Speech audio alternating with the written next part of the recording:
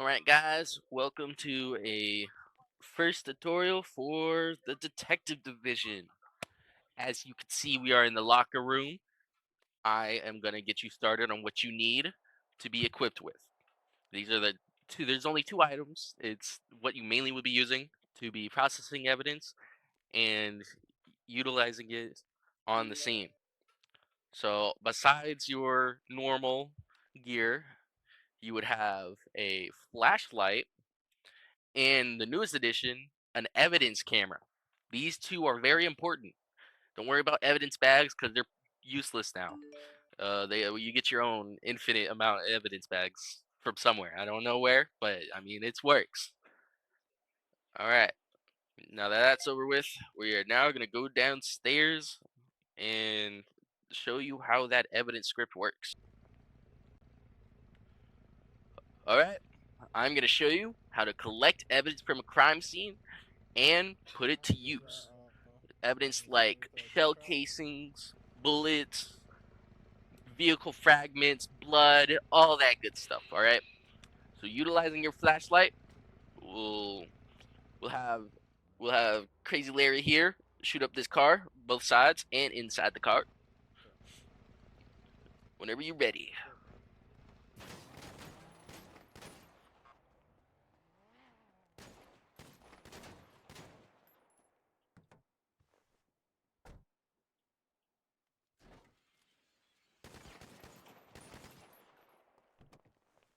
All right. Boy, Crazy Larry has shot up the vehicle and shot outside the vehicle, and as you can see, we got the projectiles. Okay, so as you can see, the higher ones are ones shot outside the vehicle, as you saw from before, and the ones inside the vehicle look like coming out of the door. All right. So anything that they're at like knee height at least, okay, at, at knee height at least, will be inside the car. Anything like waist high and then downwards would be outside the car. As you can see on the ground, we have a couple of little evidence slots. We got vehicle fragments, projectiles, and casings. As you can see, I already have some vehicle stuff here, some evidence. I'm just gonna put this on the ground for now, since this isn't related to this. But as you can see, they're color coded for each one. Red for blood, gray for vehicle, green for projectiles, and these beige ones for casings. So if you ever get them mixed up, think of the colors of the evidence. All right. So just to pick them up, you just press E. It's easy. It's as easy as pressing E. I believe I picked it up. Yes, I did. Okay. You just do that to each and every one of them. They should disappear unless they don't want to disappear. Sometimes they're just attracted to this lifestyle, you know? You just make sure you get all the evidence on a crime scene. Once you get all the said evidence, and if there was any residue from inside the car, like that projectile over there, we will get inside the car. Or no, we wouldn't get inside of the car. We wouldn't need to do that. We just need to use our third eye, which would be either your left alt or a different button if you changed it. Then you would sweep car for evidence, go to car casings, click it again, and then you pick up the evidence inside the car. Now, I bet you're wondering what the difference is between car casings and regular shells. Well, regular shells are shot outside of a car, and the car shells were shot inside of a car. Pretty self explanatory. Alright.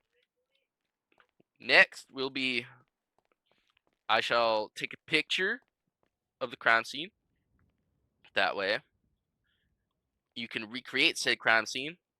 Just make sure you get the entire thing in said picture. Boom. Alright.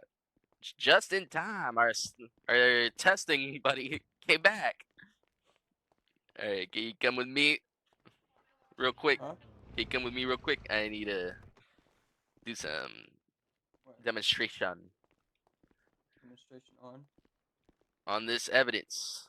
All right, Crazy Larry, just give him like 2 to 3 shots, and then we'll. Huh? All right, that's good. That was a lot more than 2 to 3. All right, as you can see, hopefully, there.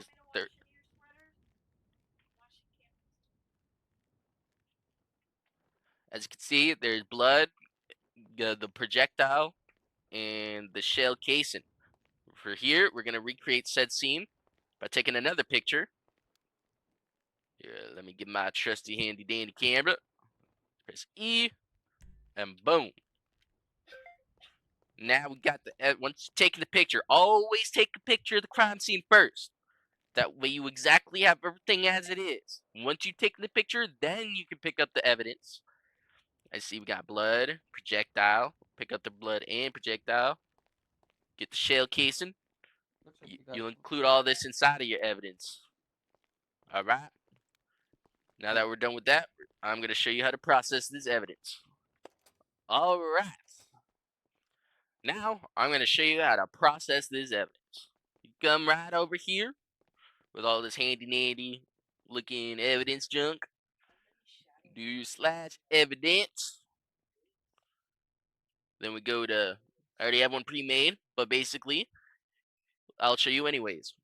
You'll do any name. For now, we'll do Crown Vic Scene Take 2. Put any description. I'll put Crown Vic Go Boom. Boom. Alright. Once you got it all good and done, you add your evidence. Basically, just put drag and drop everything you collected from said scene into here. Just like that. Easy as that.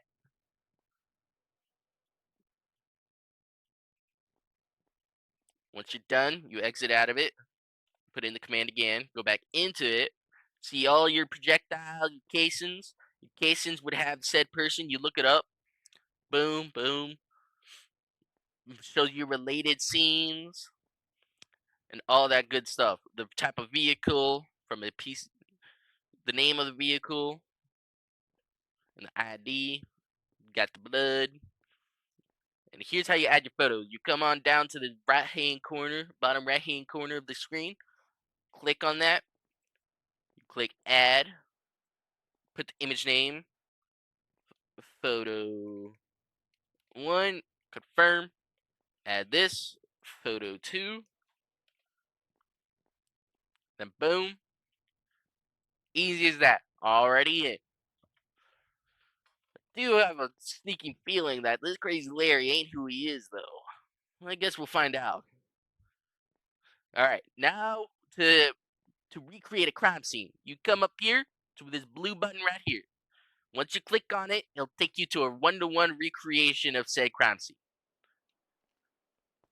As you can see, it shows you every single car, or at least what almost happened here. It's not perfect, but as you can see, we have the Crown Vic from our previous take, and then this is the new take Crown Vic, and it shows you each and every one of the evidence that you have picked up. This is the when we got the blood sample, shows you where the shooter was and where the victim was. Now, if the shooter was, shot or like injured, there would be blood where the bullet was sent off to. Now, if there is 2 bullet projectiles in both locations, then you'd have to match it up with the story of the victim. Okay, like let's say if they were getting shot at by some person, and then they shot back.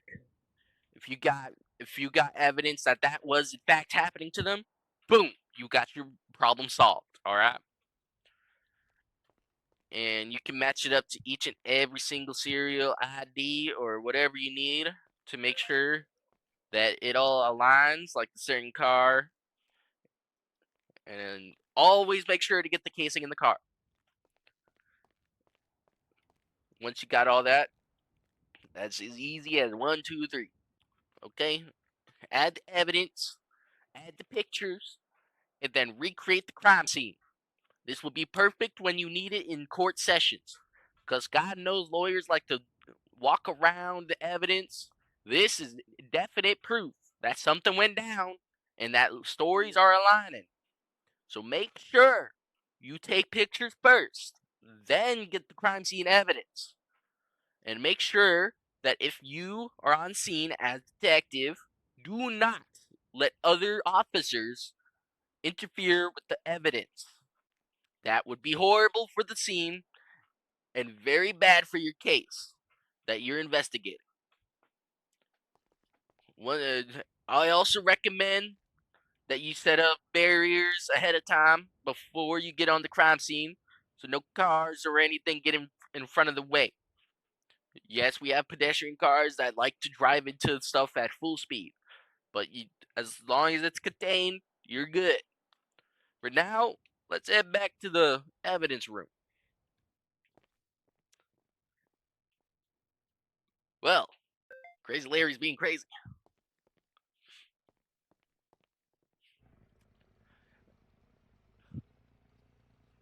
You know, after reviewing that evidence, I'm not sure Crazy Larry's who he thinks he is.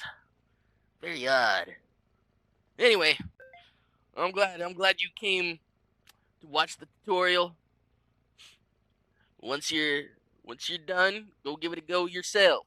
Make sure to always take pictures first, and then pick up the crime scene evidence.